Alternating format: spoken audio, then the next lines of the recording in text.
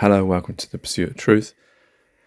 So I recently watched Louis Theroux's Settlers program about where he went to speak to a particular set of settlers who basically wanted to settle on most, if not all, of Gaza and claim what they see as their inheritance based on the Abrahamic promise by God of the land of, is it Canaan?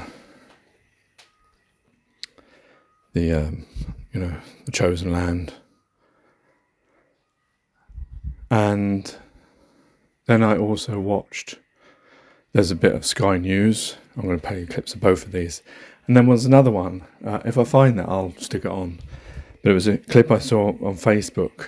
It was from Al Jazeera. Now, the problem is these days, whenever you see something on Facebook or social media, you don't know whether it's AI generated, whether it's real or not. Obviously, I don't have the facilities to fact check these things, so I'm putting out a disclaimer on that one before YouTube remove me again for sharing information. But he was talking about how Israeli soldiers, or particular Israeli soldiers, were interacting in Gaza. And I mean, he tried to show there wasn't too many dead bodies. He was saying there's not too many dead bodies. I suspect that's because people don't take pictures of dead bodies, but he was saying that there's lots of pictures, and obviously this is very targeted because Al Jazeera, I assume, that there are soldiers wearing ladies' garments that they find in the houses and trashing the houses, and they showed footage of Israeli soldiers filming themselves trashing houses that look like just a normal cupboard. Well, I don't know what the significance with that would be. And of posing when bombs are going off behind them, and putting on ladies' underwear and bras. Now, this thing is nothing new to Israel. This, I believe, happened in Vietnam as well. And if you go further back into conflicts, there would have been raping and pillaging and all that. Well, those things were considered part of the things you got as a soldier. Well, they weren't called soldiers back then, but whatever they were called. So unfortunately, this act of war carries these things, and it's not. I'm not trying to, say that what they're doing was the right way. Everything. I'm just saying that it's not just Israel soldiers, and this is a particular amount. Thing is with Al Jazeera, they showed it and they made it out like this could be just 3 soldiers.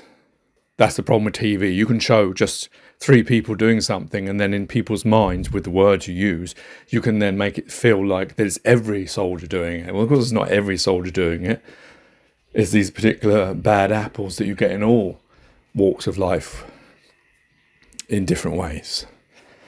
So, but what really I wanted to talk about was the question that was posed in my mind when I watched Louis Theroux's The Settlers. And that was this idea of the land. I mean, obviously what's going on in Gaza is terrible. A lot of war crimes are being committed by the seams of it. The turning of electricity, water, the bombing of mosques, houses, public houses,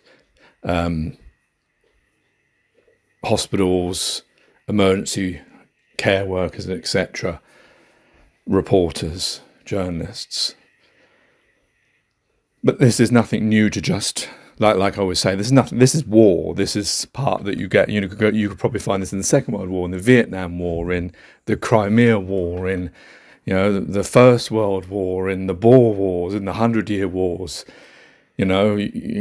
Whatever war, you'll find all these things. This is something that war propagates, because unfortunately, like that maxim, with power, absolute power brings absolute corruption or something, whatever that famous maxim that I can't remember is. But yeah, the thing I was thinking about is this idea of this land, of this idea of that, when this lady's talking about, Israel wanting, to have their land back. I mean, in my eyes, from my eyes, I don't believe in the division of land. I believe that we all should be sharing everything, and we shouldn't be squabbling over and fighting over bits of land that we can never take with us, and we should be working together.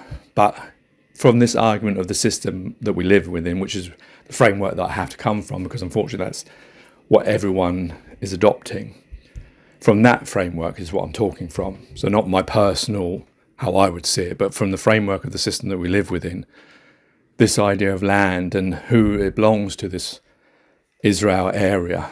And of course, Canaan in the Bible, it actually goes into Egypt and Syria and all sorts of, it's quite a huge amount of area. So if they really wanted to stick to that claim of that God said, this is your land, then they'd have to take other bits as well. They're in Egypt and Syria and I don't know where else that is. Assuming that is the location of where these biblical prophecy is written, is actually accurate to the geographical maps that we've created. But yeah, obviously, Palestinians have lived there for quite some time. And obviously Romans, we've all seen that, that when Jesus and the Romans were in control of Bethlehem and Jerusalem at the time. And I don't know where did the Palestinians come? Were they always there? Were they Arabs that came across? Were they the Romans brought them? I don't know the whole history of all this, but they've been there for a long time. I suppose the thing is that all countries have, if you look at America or Australia, that argument of you could have the argument that the people that are living there now aren't the indigenous people, the Aborigines for Australia and the different tribes of America that were mostly wiped out. So that argument is a difficult one. But once you've lived there, so that's what I'm saying from the point of view of where it gets very sticky with the Israel-Palestine thing, is that the Palestinians have been there for a long, long time. And then obviously the Second World War happened and, the British and the Americans, I assume, were involved in the purchasing of that land from the Sheikh of Palestine that just sold it or sold an area of it or whatever the history of that part of it is. And then they recreated the land that they had before that had, through time had been lost. Obviously, some Muslims will point to the prophecy of Abraham, of Isaac, and that the lineage to Isaac goes to Prophet Muhammad, whereas the lineage to Isaac, it might be the other way around, goes up to Jesus. And because they will say that it didn't work, and then it went to Muhammad, and that's why they now have that area as this idea that God gave it to Abraham and to his children and his lineage. And so if it leads down to both lines and one line goes to somehow Arabs or to Palestine or whatever, then Muhammad, Prophet Muhammad sallallahu alaihi wasallam, then maybe that's their working in their claim based on the same prophecy. And so it's very difficult then. It comes very tenuous of okay, so is it right for an Israeli person to say, well, I want my land, this was my home, but we're talking thousands of years ago. So is it right for someone in this day and age to be making those kinds of claims and saying, well, the Bible said, it was given to the Jews as the chosen people. This is as in the promise that was given to Prophet Abraham at Salam. So, but we don't live in that kind of world anymore, is it? And if we're going to use that kind of argument, are we going to do the same argument for Australia and America? And, other places where the people have changed over generations. The majority of people in Britain are probably not actual Britons, unless they have Gaelic lineage, because a lot of them were killed, wasn't it, during the Norman conquest. Excuse my history if I was never great at history, but you know what I'm trying to say. So it is very difficult, isn't it? Because I was listening to this and thinking that, okay, I get the argument that both sides are making, that Israel are making the argument that this is our land and somehow throughout time, Arabs, maybe when Islam was strong, came, like they did with Spain, came across and took over this land, or when the Romans, the empire failed, then it's when they were still there and they called the land Palestine and took it over. And then they then think that, okay, this is ours because we've been here for thousands of years. And then during the Second World War, Jews get that land back. And then, I mean, it was probably that the British did, from my understanding, seem to have this idea of creating this idea of splitting things to create problems, like they did with India and Pakistan,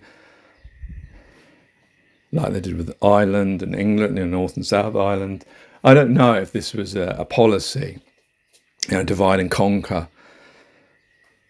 but it certainly hasn't fared well for the individuals. I mean, of course, from my understanding, if you're a Muslim or a Jew, a Christian, you're all of the Abrahamic faith, whether you believe each other or not. Your claim is that you all come from Abraham's religion and believing in the same God. Then God said that you're all children of Adam and Eve, or you're all in his image, you're all his children. That, why then would you fight each other over a bit of land? I mean, if you actually believed in God, but this is the problem, isn't it, though? Because I can say, if you believed in God, you would just let the Jews have that land. But then, of course, the Muslims will say, well, no, because it was promised to Isaac, and we can find lineage down from Prophet Muhammad to Isaac, and it's moved from that one side now to the other side, and we're carrying that on, so it is our land. I mean, I guess that's the problem with religion in that way, that you can read it in so many different ways, and also our understanding of how we're reading it. Is that correct? When we're reading that God gave this bit of land to Abraham and his lineage, how far was he thinking of that? Was he thinking of forever, infinite? Or was he just thinking of just, their children and their children and then their children and their children? Like if you had a house, like in law, if you had a house and you say you're going to leave it to your future generations, they may come to an end at a point and then it is no longer that person's house. Is that the case for Abraham's children? Did the lineage finish? Can someone trace themselves back and prove it? Because it's possible that Abraham had 2 children. I don't know how, obviously this is detailed in the Bible, isn't it? How many children they had and how many children they had. So, because we see, the thing is, like, men read things in this idea of possession. So we may be reading it in that possession way of like thinking that it's is theirs forever. And what a minute, by theirs, did they mean the whole of the Jewish people, or did they just mean Abraham's children? Were they talking about the whole of Jewish generation forever, or just the Jewish generation of that time? Was that message just for up till when the Messiah came, and then he changed it, and then when Prophet Muhammad came, he changed it? Because if God has, the thing is, we don't believe, each religion doesn't believe in the next prophet that comes along, and that complicates things. If we didn't, then it wouldn't be a problem. Because it may have been that, yes, up till the Messiah came, that was the way it was meant to be. And then when he came, it changed. And then when Prophet Muhammad came, it changed. So I don't know, but it is very complicated. And the thing is, if you think of, even from a logistic point of view, if you lived in a place for thousands of years, then you would maybe consider that your home and want to fight for it. The problem is that, I have I can see the arguments from both sides, from the Israeli side, from the Palestinian side, from Israeli, from historic, that this is their land, they want it back. But why don't they want to share it? And the fact is that both sides are fighting, and the most people who are fighting are, ordinary people who aren't going to benefit from the claiming of that bit of land, because it's going to be the people that are not fighting, that are in charge of them, that are actually controlling it and controlling them, and it's just whether they can, who they want to control. And I don't know. It is very complicated, isn't it, when you think about it? It's not an easy, from our time, we're looking at it, from this generation, we're looking at it, well, why can't they just live together? But the thing is, this whole history of claiming it because of this promise, and I suspect they both want to claim that they are of that God promise, and that's why they don't want to let go of it. But I expect the people fighting over it, the main people at the top, probably don't have that religious fervour. They just want the power and control. But I don't know, if they could all live together, wouldn't they have more resources, more of everything, and they wouldn't have this continuous war that surely stops advancements? Maybe not military advancements. Maybe they make a lot of money out of this. I don't know. But of course, from my point of view, I don't see these borders. And I question why, if there is a God, why would he give us a whole place to live upon? Give us everything, resources, everything free. And then tell one set of people, well, this is yours and you can only have it. Knowing in the future, as he knows from Alpha to Omega, from the beginning to the end, that how human beings are going to be and how they're going to fight over things. Or maybe that was the test, and we failed that test because we couldn't live with each other and all the beautiful things that we've been given freely from him, and then we squabble over it and waste our time over it. I don't know, but it's extremely complicated, isn't it, when you actually think about these things? Because I looked up on the history on Google after watching The Settlers, and to find out, like, is this area, is it the same area that's described in the Bible? Is it geographically the same place? How long are the Palestinians? How did they get there? It goes all back to the Roman times, and what is recorded from the time when the Bible was written. Is that place the same place that's mentioned in the Bible, based on maps thousands more years ago that maybe we don't even have anymore? I don't know. It's just a shame that we can't all live together, isn't it? No? If we could all live together, we'd be advancing at a great scale if we didn't have money and all these things that I always talk about in the pursuit of truth. But instead, we want to live like this way, where we keep fighting each other over who's going to control us. Anyway, I'm going to play the clips now. Take care, take it easy, God bless, and peace. Hi. Supported by some in the Israeli government, Daniela is viewed by others in power as a dangerous extremist. She'd agreed to talk to me at home. Nice to see you. So we got pictures of you as a young woman. Is the one of you getting married, is that the oldest one? This is when we got together. I was then 15 or something. Your parents were from? My mother was born in Warsaw. My parents came here and invested fortunes, believing that someday there will be a Jewish state. Mm-hmm. With their vision and their faith, I continue to expand Israel and to be as close as possible to the promised land. This is your map. So this is what most of the world knows as the West Bank, which you call Judea and Samaria. This is what you call occupied West Bank. And what the Palestinians would like to see is a future state of their own. Oh, they are not satisfied with this, but complicated issue. These little pink wedges, what do they represent? The Jewish communities that were established since 1967. I'm curious to know roughly how many settlements and outposts you've been, let's say, in some way involved in the establishment. Almost everyone. For real? It's 50 years. Mm-hmm. You know what it means, 50 years, that I do what I do today? Because it's territory that was won in the 67 war, that under the Geneva Convention, transferring a civilian population into a conquered terrain, that's considered a war crime.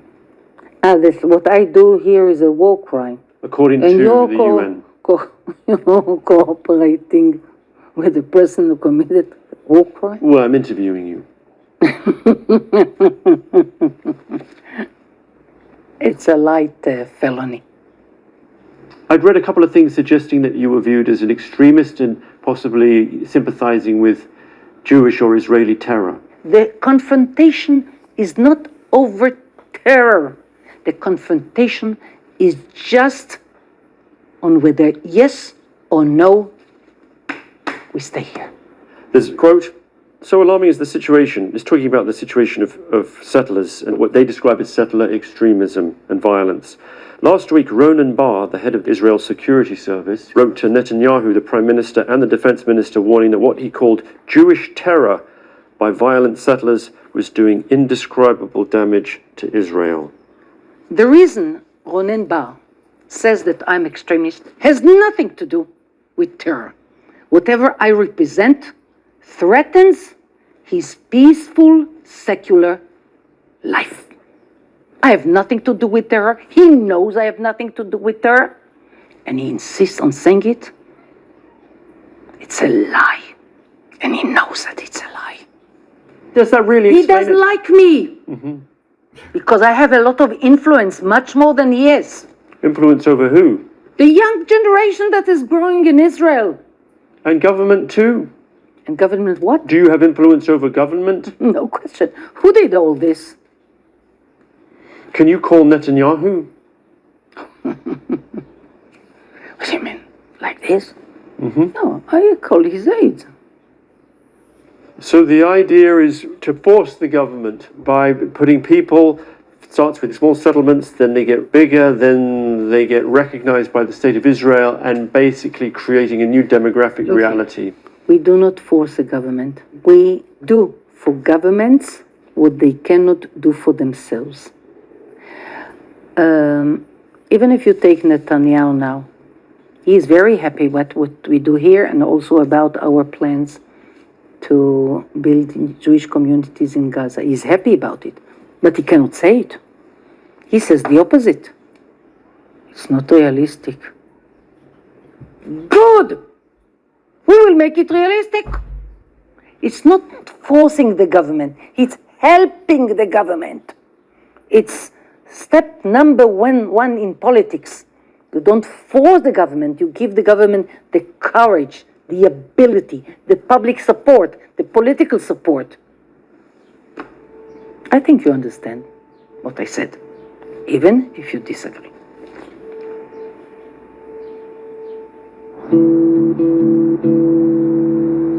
There was something unsettling about hearing Daniela's ethno-nationalist vision being laid out so plainly, especially when I considered the support she claimed to have from some in power.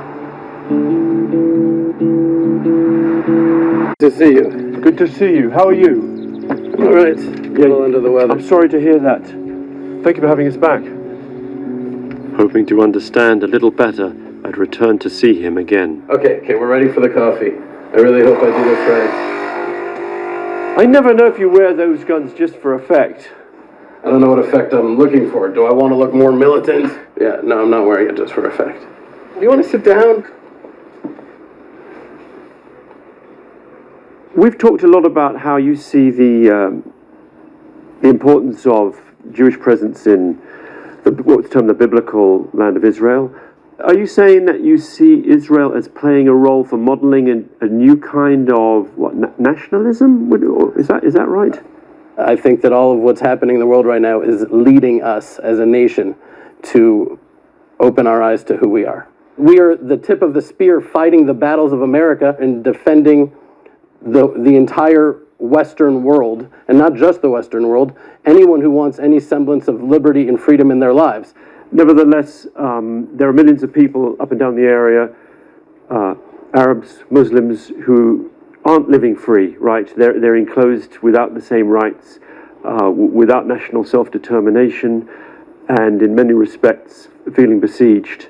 And I just wonder, do you see that? I don't have tremendous compassion for a society that has an unquenchable, genocidal, theological bloodlust. It's like a death cult. It seems to me there's a danger with that characterization of Palestinians. You define them as eliminationist and hateful. And and genocidal. Those Yeah, I use the words death cult also. as a death cult. That then permits you to almost create a mirror image of that. That you say, well, if they want to do that to us, then we need to do that to them. I think that when you're living amongst people who have perpetually proven, not only by word, but by deed, that they want your blood spilled in the streets, that they want to murder your children, that they want to slay all of you, kill all of you in the most horrific genocidal way, that all of the polls showed after October 7th that these people who you continuously call the Palestinian people, that I reject the very premise that they are actually a real nation for a lot of reasons. I mean, But the millions of people who have nothing to do with October 7th, right? Who actually just would like to live free, full lives. if that's really what they wanted, they would have had it a long time ago. They want to wipe Israel off the map. They want every last Jew dead. So what's Because the answer? The answer is for us to declare sovereignty over all of Judea and Samaria and all of the land of Israel and Gaza, and to settle Gaza and all of Judea and Samaria with Jews in the land of Israel. Did the question annoy you? Annoy me, I hear it so often. And it feels like it's being addressed again and again and again. Even if the entire world is pointing accusing fingers and gnashing their teeth in rage and anger, we know the righteousness and the truth of our cause, even if we stand alone. That's what it means to be a Hebrew. That's what it means to be a Jew. If we know the truth of our cause, that's all we need.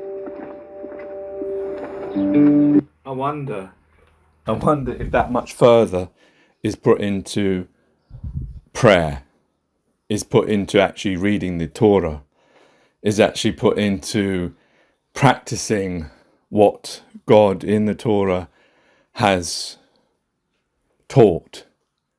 I wonder whether that is given the same kind of further, and whether God would prefer that rather than this idea of,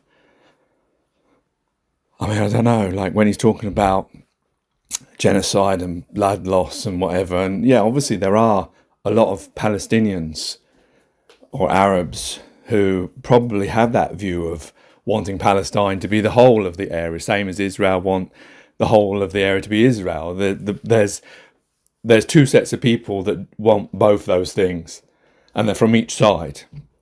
But I'm sure the vast majority of Jews and Palestinians, Israelis, I should say, and Palestinians want just peace, want just to live, because you only have one existence. But the problem is they're probably taught from young age, from these people, of that this should be yours, and from both sides. And when it comes to, the blood loss, I'm sure there has been terrorist events, the Palestinians, but I don't think they've killed as many as the Israeli army have killed. I mean, not in the many wars, because the Israeli army have a lot better weapons and they're funded by the Americans and the West. I mean, just look at October 7th, how many Jews were killed and how many Palestinians have been killed. This idea of that, yes, there may be Palestinians that think that way, like he's describing, but the deed, I don't see them, they don't have the ability to carry out that deed in the same way that Israel has carried out that kind of deed in Gaza, in front of all of our eyes. No? Okay, here's the next bit. How are you? You want to go there? Yeah, it's a bit quieter. As the festivities wound down, I had a moment to speak to Daniela on a hilltop overlooking the Palestinian town of Beta. So you've been talking about settling, you've talked about displacing, wanting the Palestinians to go. You said to Africa, to Canada, to England, you don't care Turkey. where. What would be wrong with either a two-state solution or a one-state solution where everyone had the same rights? We want to have a Jewish state based on Jewish rules, on Jewish values. It's not relationship of neighbors. Why not? Because we are two different nations. Different.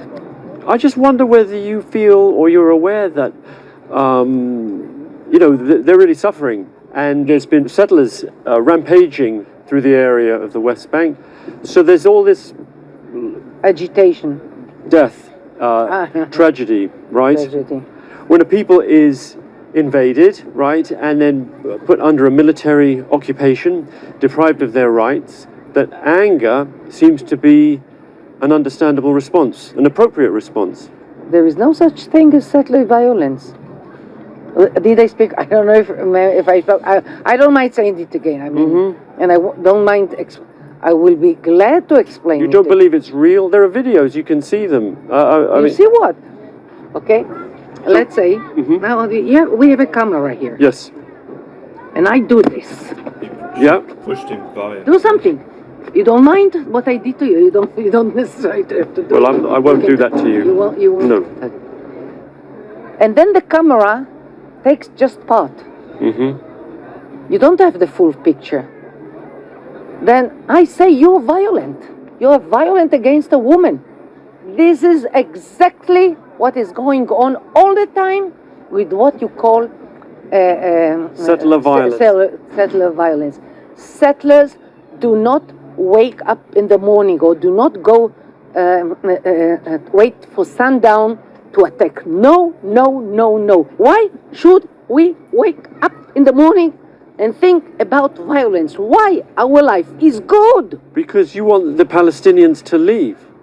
No, no, no, no. You've said so. I said that what is on my mind all the time is how to bring more people to settle the land. This is a new development by Jews.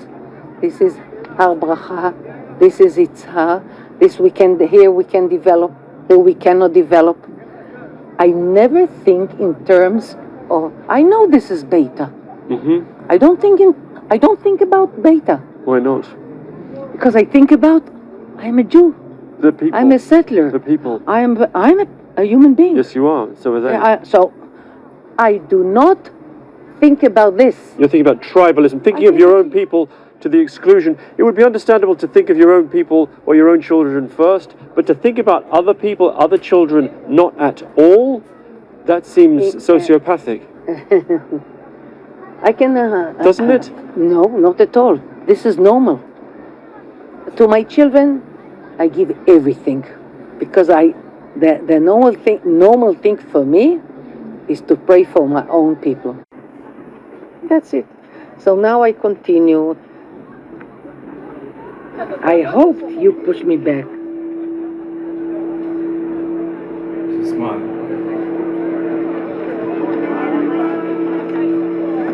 And so I said goodbye to Daniela and her extreme ideology delivered with a smile.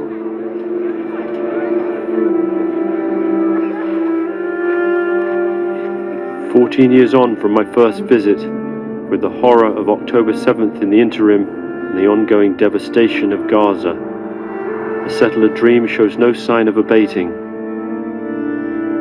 Along with the dislocation, displacement and death that follows inevitably in its train. Advanced by ideologues, backed up by those in power, and accountable only to God." Go online.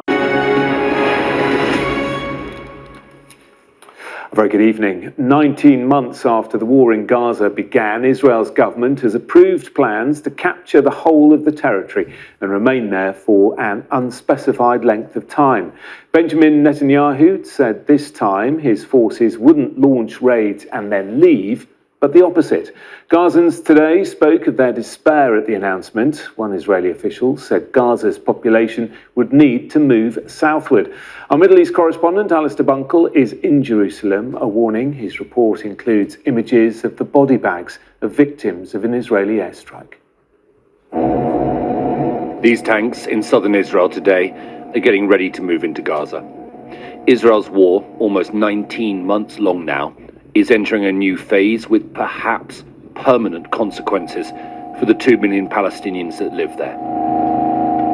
The Israeli cabinet has said it will call up thousands of reservists and intensify the fighting to conquer large parts of Gaza and then occupy them. We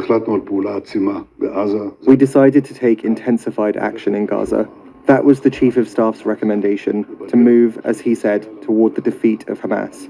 He believes this will also help us rescue the hostages, and I agree with him. We're not letting up on this effort, and we will not give up on anyone. How long Israeli troops will remain in the parts of Gaza is still to be determined, an official has told Sky News. But some senior cabinet members are already saying it will be permanent. The operation will include a broad offensive that includes moving a majority of the population of the Gaza Strip. This is in order to protect it in a sterile area from Hamas, continued airstrikes, the elimination of terrorists, and the dismantling of infrastructure. We will repeat the model carried out in Rafah in other areas of the Gaza Strip. At least 17 people were killed in airstrikes on Sunday night. They were buried today. Fighting in Gaza resumed in March when Israel broke the ceasefire after a 2-month pause. Since then, no hostages have been released, and Hamas has not been defeated. Food is running out, and fuel supplies are extremely low. Our team filmed these queues in Gaza City. Israel says there is still enough aid in Gaza to go around, but the evidence on the ground is of desperation. Israel says it is now considering letting aid in and looking at ways to distribute it, but no plan has been revealed and no timeline set. We can no longer bear the pressure, the war, the killing, the death and bombing. We can no longer endure anything. Hunger, destruction, displacement from one place to another, every day in a different place. Frankly, we need a solution. We want a truce. We want a long-term truce so that we can rest, so that our people can rest. What more can happen? Children have died. Children have been displaced. Children have gone hungry. Homes have been destroyed. What more can happen? President Trump is due to visit Saudi Arabia, Qatar, and the UAE in 10 days' time. He is not currently scheduled to visit Israel. Israeli officials say there is a window for Hamas to agree a new deal before Trump arrives in the region. If not, they will launch the new offensive and drive Gazans out of the north, perhaps for good.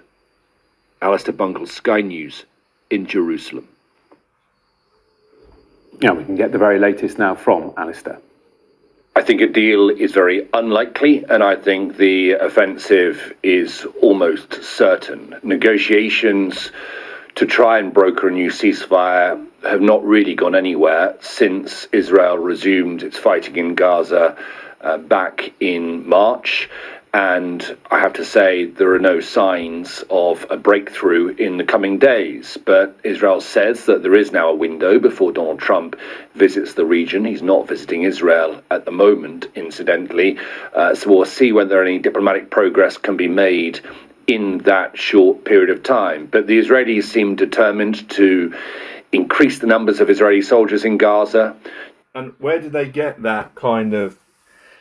They got that support from President Donald J. Trump when he was talking to Netanyahu, when he talked about owning Gaza, when he talked about moving the people out so that he could rebuild the area and make it like a Riviera or whatever the phrase he was, the AI picture on Truth Social. I don't know if it was actually from him or not, of him and Netanyahu, like with a cocktail on a chaise lounge on his newly developed Gaza, of course, with the promise that the Palestinians will come back. Would they be able to afford all of that, and how long would that be, and would that be honoured? But with America seemingly to say things like this, certainly given it hasn't put pressure on Israel, unlike the UK government, which is saying that it doesn't support such extensions for now, anyway. the intensity of their fighting in Gaza and to go into large swathes, if not all of Gaza, and this time hold that territory and occupy that territory. Of course, in the short term, that is designed to put pressure on Hamas, but Benjamin Netanyahu last week made it very clear that the ultimate goal now for Israel is the total destruction of Hamas. That angered many of the hostage families who now see that their loved ones are no longer the priority.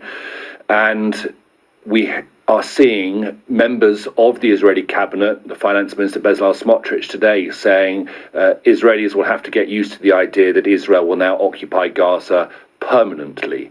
Now, we'll see whether or not that does come to bear, but certainly the announcement today about this expansion in operations suggests that that is a road that the Israelis are willing to go down if it means the only way of destroying Hamas totally. Hi, so at the end, I found what I thought was Al Jazeera, but apparently it's Double Down News or Double Down Media. And I found the clip on Facebook was an edit of a YouTube video. So I've got the original YouTube video, which was longer. And obviously it seems like the only problem I have, and this is like with all journalism, is this idea of that they time to make something that is micro into macro. Is that the right way around? Something that they see a few people do it and they equate it to everyone, and in a sort of hyperbole kind of way. And my worry is that is often propaganda, propagandism, if there's such a word, and a lot of journalists work like that because they work in hyperbole, they work in extremes, and they want to, they go to the edge of the story.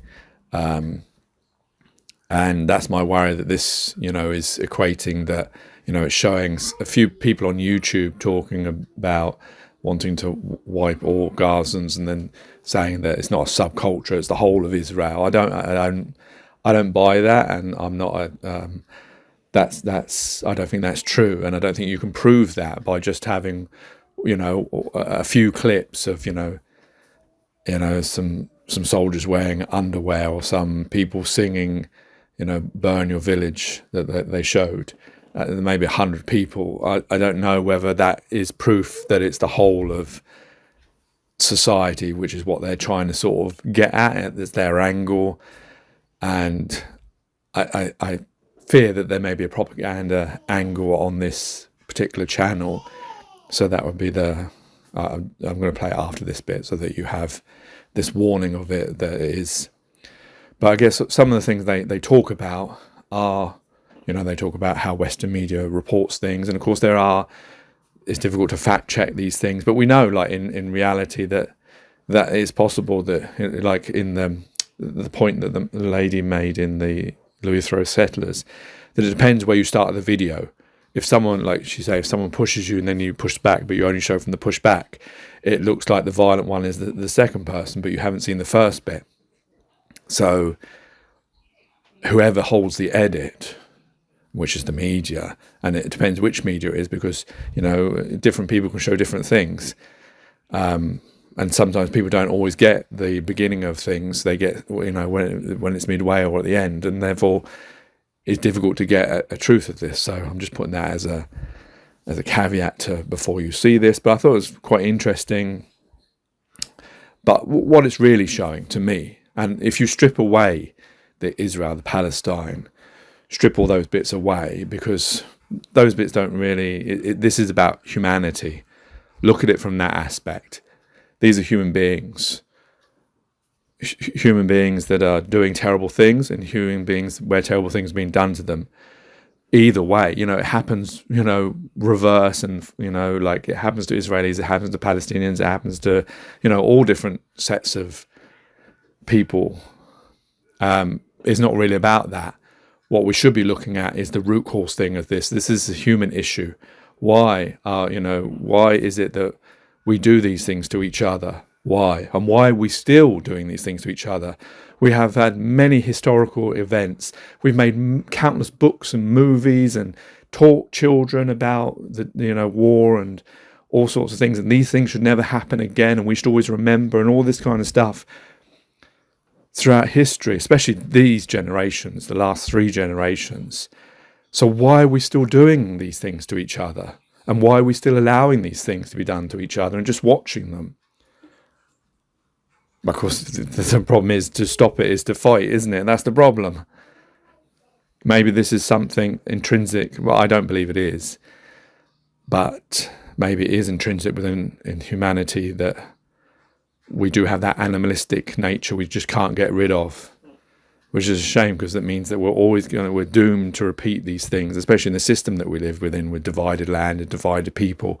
We're always going to live in this way where there'll be an oppressor and someone being oppressed. There will always be someone committing horrible, unspeakable things to each other.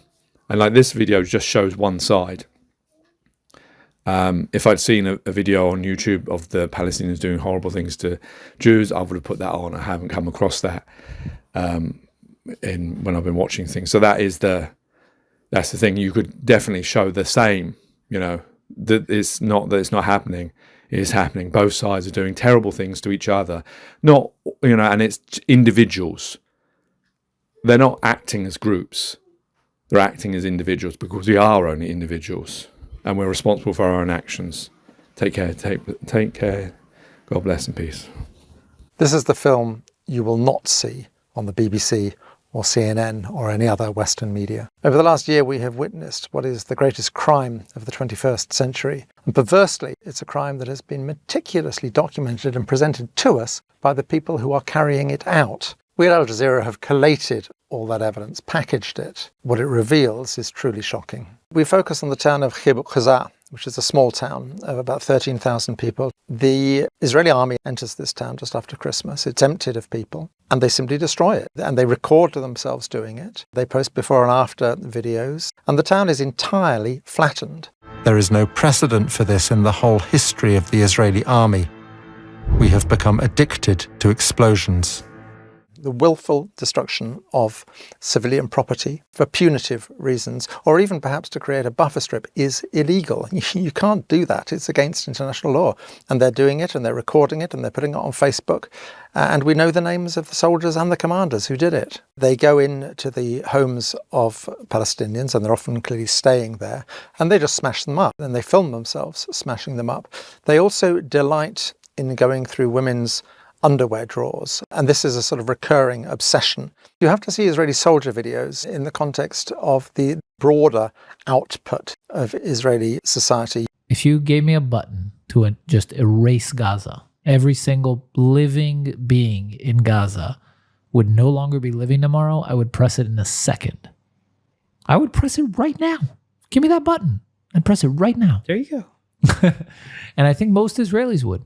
There's an Israeli song called This Was My Home. And what they would do is dress up as caricatures of obviously what they perceive Palestinians to be, being sung mockingly to people who no longer have homes. We're not looking at some sort of obscure subculture within Israeli society. This is mainstream Israeli society.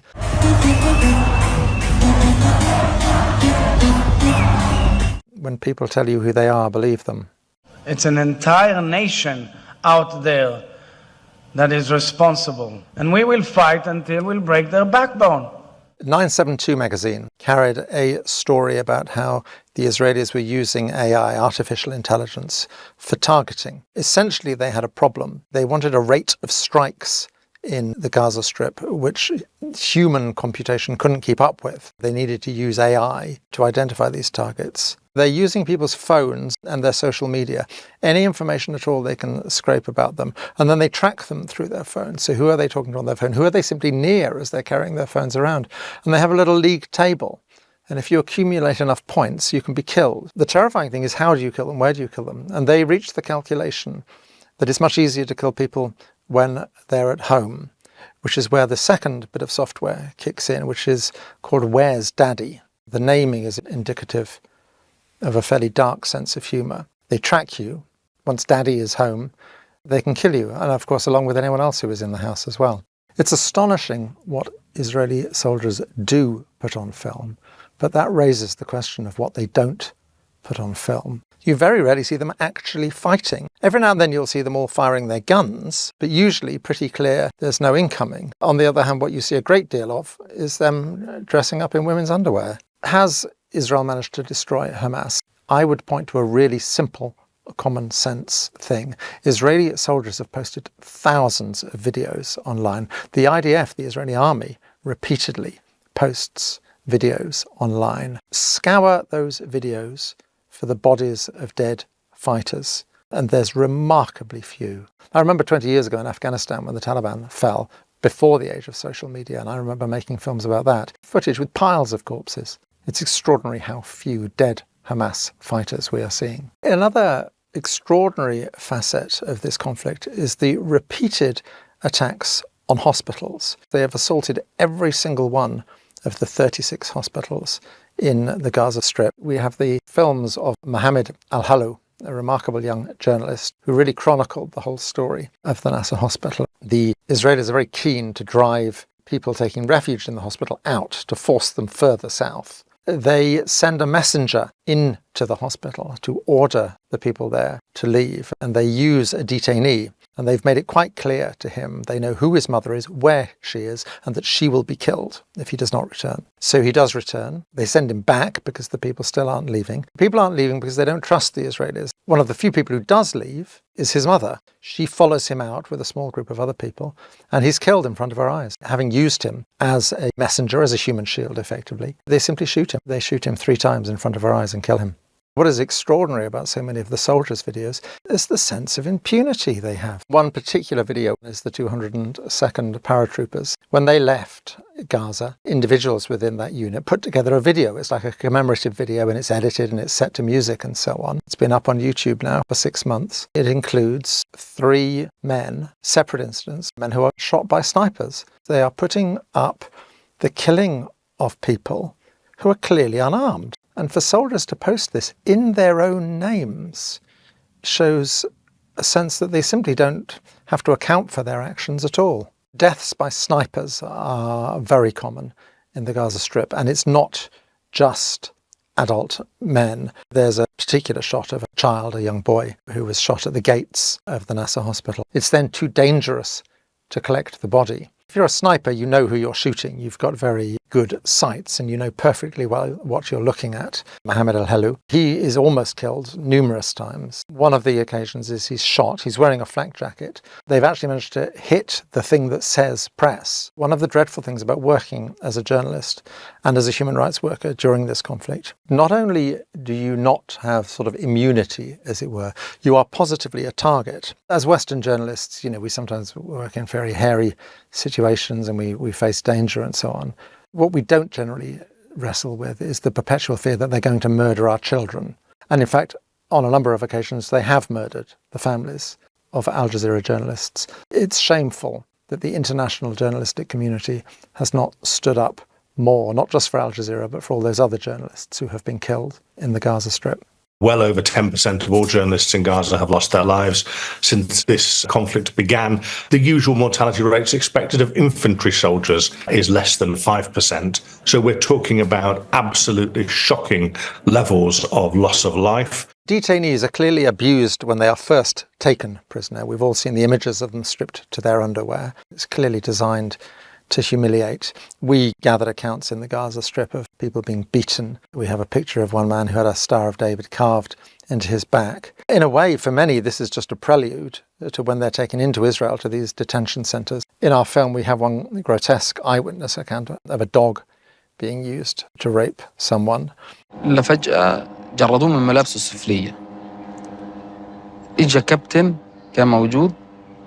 جاء زي وضع مادة حاجة يعني على مؤخرة الشاب وأطلقوا كان في كلب موجود أطلقوا عليه الكلب كلب هذا يعني كيف أقول لك مش مارس الجنس اغتصب الشاب اغتصبوه في معنى الكلمة.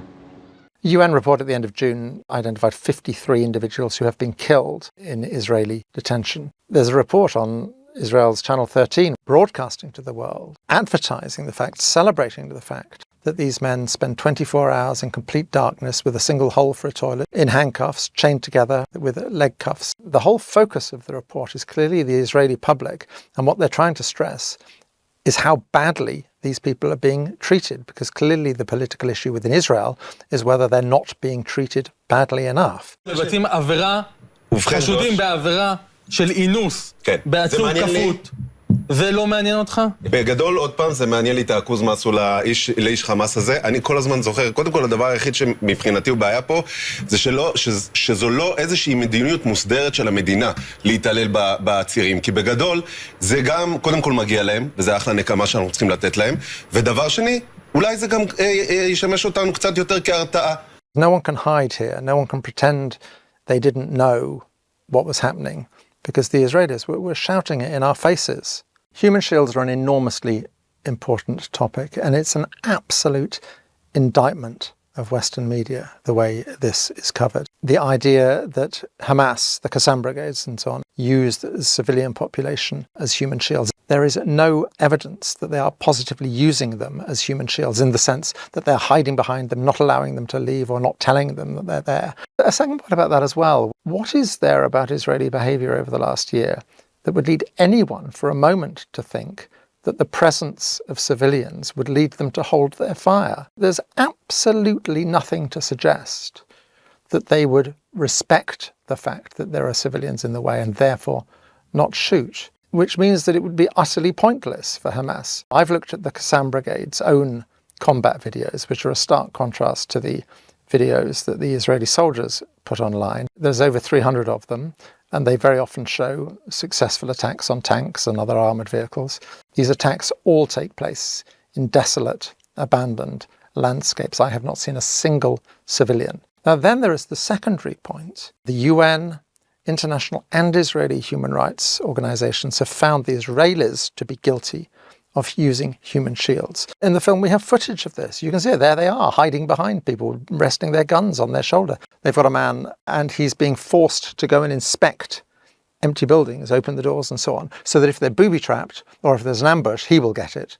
It's clearly absolutely systematic.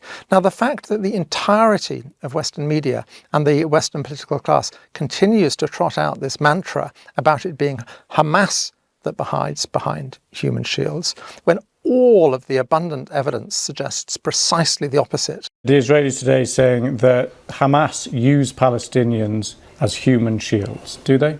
Killing the victims, then blaming the victims for killing themselves. I mean, what is this logic? Palestinian groups take their own people hostages. This is racism. This is sickness. The appalling caliber of the journalism is just absolutely shocking. Israeli behaviour is dependent on the indulgence of the West. We use some of Matt Kennard's reporting in Declassified UK. Matt has done an awful lot of work exposing the role of RAF at Kriteri, a place most British people probably haven't heard of, but we still own a chunk of Cyprus, and on it we have a bloody great Air Force base.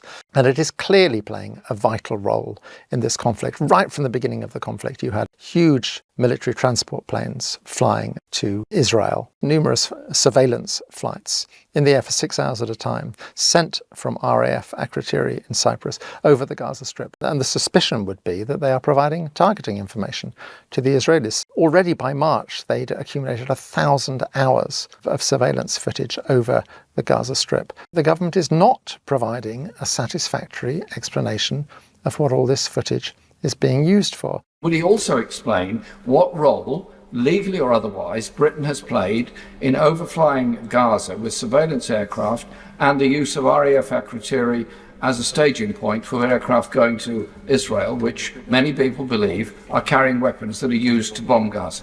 I am very comfortable with the support that we give to Israel, and I won't comment on operational issues. The double standards of Western media, of Western politicians, are just breathtaking. I mean, you just have to look at David Lammy and Keir Starmer's response to the Iranian attack on Israel, which didn't actually kill anyone.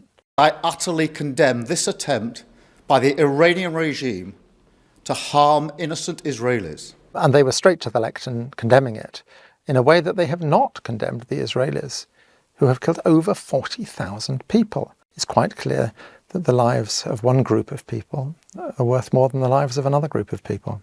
If Israel is attacked, the Western media and Western politicians are full of rhetoric about Israel has a right to defend themselves. Israel has a right to defend itself. Israel has a right to defend itself. Israel has a right to self-defense. We stand with Israel and we recognise her right to self-defense. If Israel attacks people, then the whole media narrative is about fears of escalation. In other words, the great danger that the other side might fight back. The double standards are just breathtaking.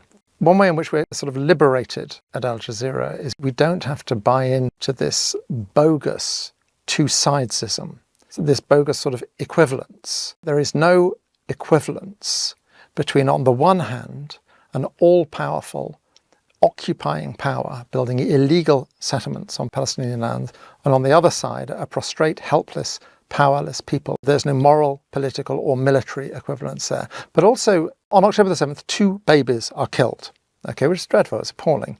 At the end of August, when the Gazan Health Ministry published detailed figures, the first 14 pages, 701 names, were taken out with children under the age of 1. And that doesn't include 7,000 people for whom there was no documentation. It doesn't include the large numbers of people who are still under the rubble or who have died because of lack of access to health care.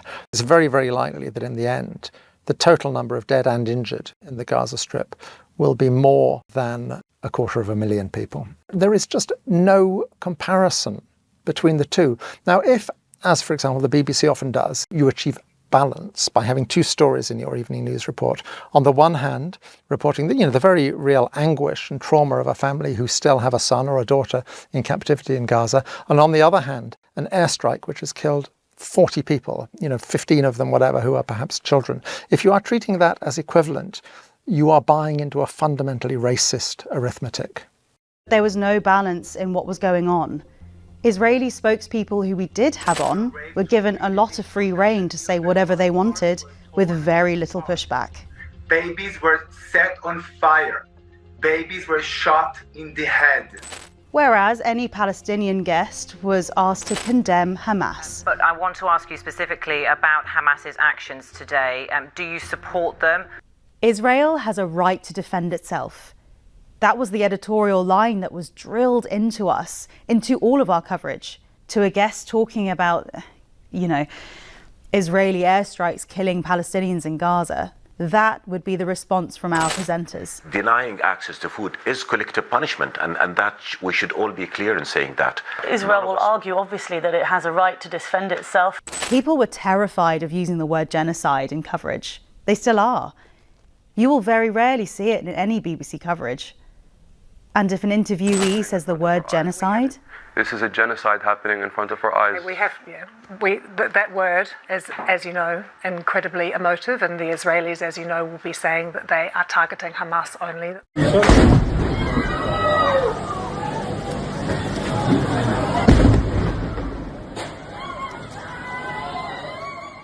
No one can say they didn't know. The Israelis could not have made it clearer to us what they were doing in their rhetoric, social media they were posting, and what their own media was saying, that this was an exercise in ethnic cleansing, quite possibly an exercise in genocide. They were making it abundantly clear to us. And if we are ignorant, we are willfully ignorant. When people tell you who they are, believe them.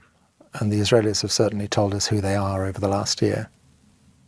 The experience of the last year is testimony to the inadequacy of traditional media in the West, which seems simply to be unable to tell this story as it really is. And it highlights more than ever the need for independent media, outlets like Double Down News. And I would urge you to support Double Down News on Patreon.